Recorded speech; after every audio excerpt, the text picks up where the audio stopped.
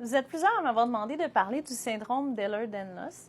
Donc, c'est quoi exactement cette maladie-là? C'est quand il va y avoir un défaut, un trouble génétique au niveau des tissus conjonctifs en lien avec un défaut soit de synthèse ou de production du collagène.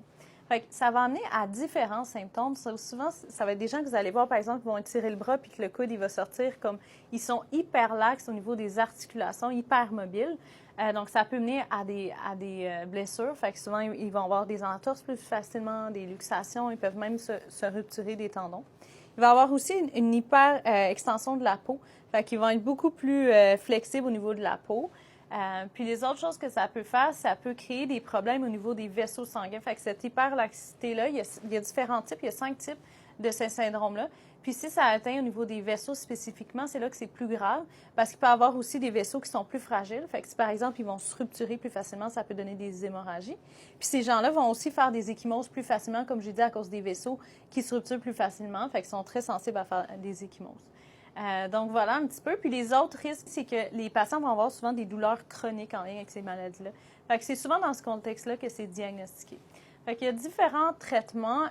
Comme pour le diagnostic, souvent on va faire un test génétique pour confirmer. C'est les différents gènes, donc les COL pour collagène.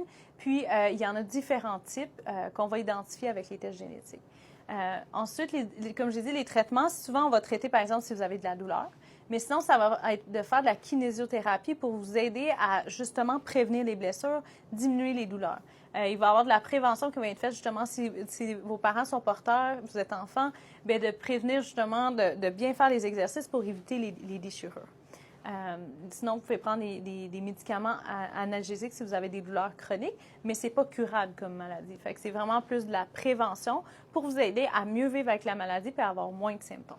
Donc, si jamais vous avez la maladie, probablement que vous en connaissez beaucoup plus que moi. Je ne suis pas spécialiste là-dedans. N'hésitez pas à partager votre expérience puis ce que vous vivez, comment vous vivez justement avec la maladie. Ça va me faire plaisir de vous recevoir.